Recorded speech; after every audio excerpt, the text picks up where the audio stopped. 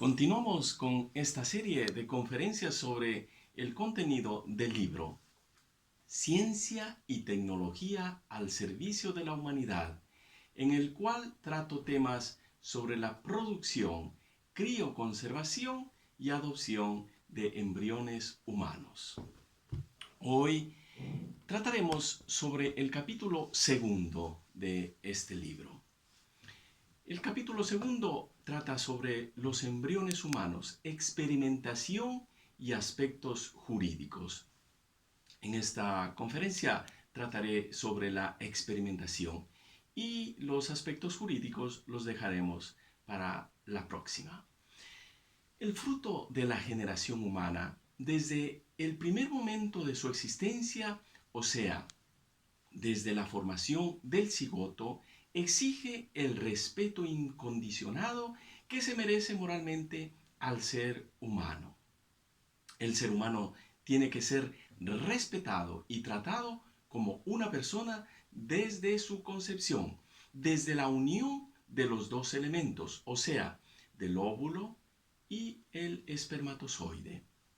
Y por tanto, desde ese mismo momento se le tienen que reconocer los derechos de persona, entre los cuales, antes de todo, el derecho a nacer y crecer, hasta de aquel individuo que aún no puede escoger por sí mismo, no puede decidir por sí mismo, pero que posee todas las cualidades, posee todas las potencialidades para ser un individuo que piensa, que escoge y que decide. En el documento de la Convención sobre los Derechos del Hombre y la Biomedicina del Consejo de Europa, encontramos la respuesta del por qué el embrión tendrá que ser defendido en su integridad, curado y sanado, en la medida de las posibilidades, como cualquier otro ser humano en el ámbito de la asistencia médica, haciendo una clara diferencia entre intervención terapéutica y no terapéutica, como afirma la World Medical Association Declaration of Helsinki. El embrión humano, congelado o no, tiene derechos fundamentales porque es un individuo humano. Tiene la dignidad propia de la persona, lo que significa que es titular de principios indispensables para que la actividad connatural a un ser pueda desenvolverse según un propio principio vital. Tenemos que decir que no hay una vía de salida moralmente lícita para el destino de los miles de embriones congelados, pero no por ello pueden ser utilizados en la experimentación. Se deben buscar otras soluciones menos injustas. Los organismos mundiales defensores de la vida no cesan jamás de llamar la atención sobre el hecho de la importante tutela legal del embrión, por tanto, de la real importancia que tiene el estudio jurídico del embrión humano. Esta discusión se ha hecho aún más actual cuando en algunos países se ha dado la legalización del aborto y el discurso de la fecundación artificial no encuentra reglas concretas. Discusión que ha dividido la sociedad en dos sectores. Uno que ve al embrión no un ser humano, sino simplemente un cúmulo de células, por la cual viene llamado preembrión. Otro grupo, aquel que sostiene que el embrión es humano con toda su individualidad desde el momento del concebimiento, o sea, desde el momento en la cual el óvulo y el espermatozoide se unen. Desde hace algunos años vienen utilizados muchos embriones humanos en la investigación de células estaminales, pero ahora gracias a la investigación en otros campos, se ha llegado a afirmar y a demostrar que para experimentar con células estaminales no son más necesarios los embriones. Se pueden hacer también experimentos con células estaminales, las cuales son obtenidas diversamente. La discusión internacional sobre temas de bioética debe ser orientada hacia una reflexión personalística, en la que el centro de todo tiene que estar la persona humana. Únicamente así se puede esperar una progresión de los derechos para el embrión. En efecto, la bioética personalística afirma que el embrión no puede ser considerado una cosa de experimento. Por tanto, a su favor van creadas oportunos instrumentos de tutela, porque se parte de una reflexión filosófica personalística donde el ser humano, ontológicamente, desde la concepción, es una entidad de derechos.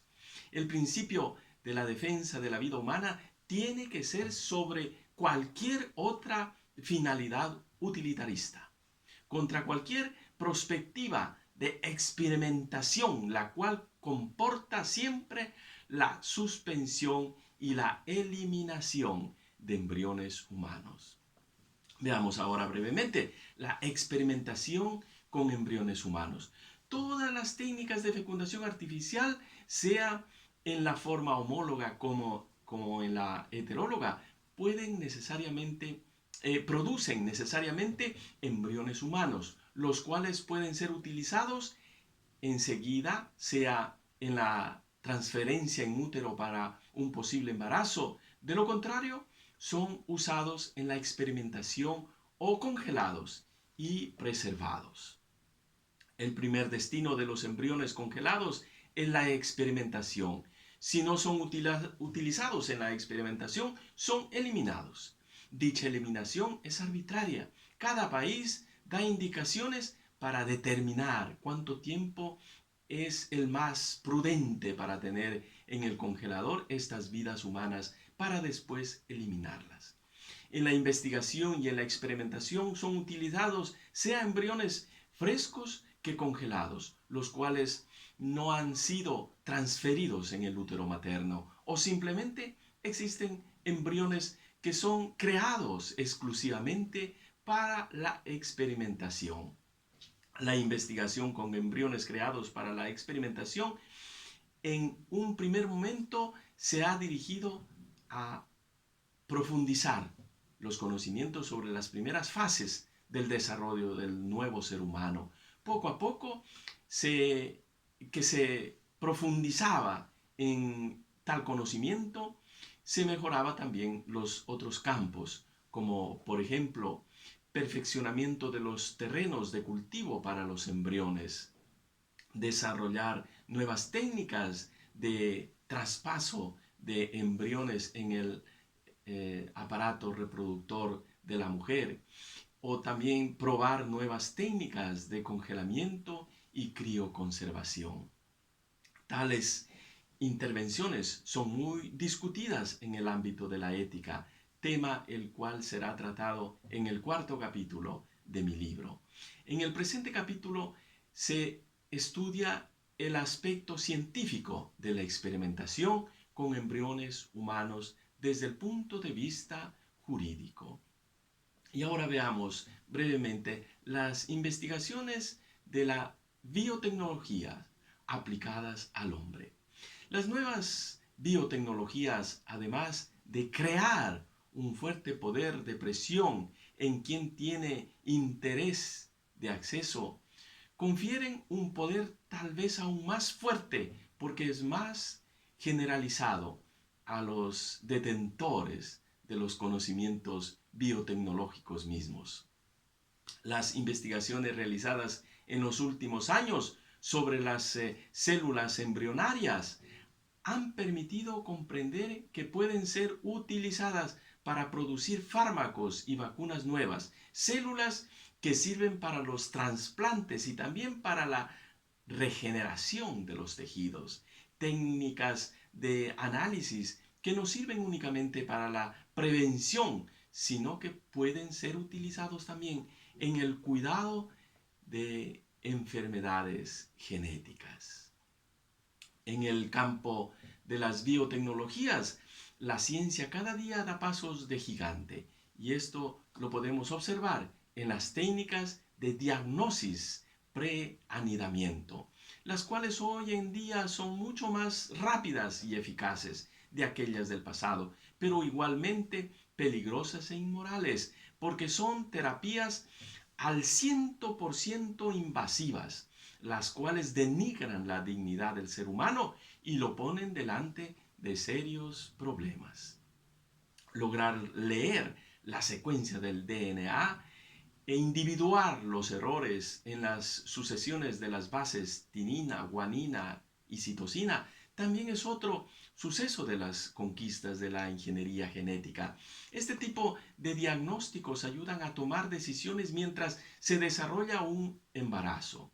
El hecho es que la investigación sobre las mutaciones del DNA de células tumorales o de aquellas de un feto ayudan en las decisiones médicas que se deben tomar de una manera más apropiada. Ciertamente tales nuevas técnicas producen no pocas preocupaciones. El discurso ético entra en el momento en el cual se da la manipulación genética. Si bien sea unánime el consentimiento sobre las aplicaciones biotecnológicas en el campo médico, el simple hecho de modificar las células somáticas de un individuo para curar las anomalías genéticas provoca grandes discusiones, ya que el peligro es real. Nadie puede garantizar que todas estas nuevas tecnologías serán todas patentadas y que en el futuro lleguen a construir individuos hechos a medida y a pedido. Los seres humanos, copias, organismos pluricelulares genéticamente idénticos, los así llamados clones, no son otra cosa que reproducciones de fragmentos de DNA. La técnica más común y conocida para practicar la clonación es el así llamado nucleotransfer. Pero desde no mucho tiempo atrás se viene usando una nueva técnica para llegar a obtener clones y por tanto para llegar a la división gemelar. Técnica que consiste en el dividir las células embrionarias dentro de los primeros 14 días del desarrollo del embrión. Tales células que han sido divididas son en grado de continuar su respectivo desarrollo de manera autónoma, para así producir seres idénticos, como se dirá en el numeral 1.4, donde se trata de la clonación y que lo veremos más adelante. En dicha autonomía tienen que ser las células totipotentes o indiferenciadas. Dichas células, con el proseguir del desarrollo del embrión, se especializan, llegando así a formar únicamente un tipo de tejido. De esta manera será posible crear en laboratorio los diversos órganos, los cuales después pueden ser utilizados como piezas de repuesto.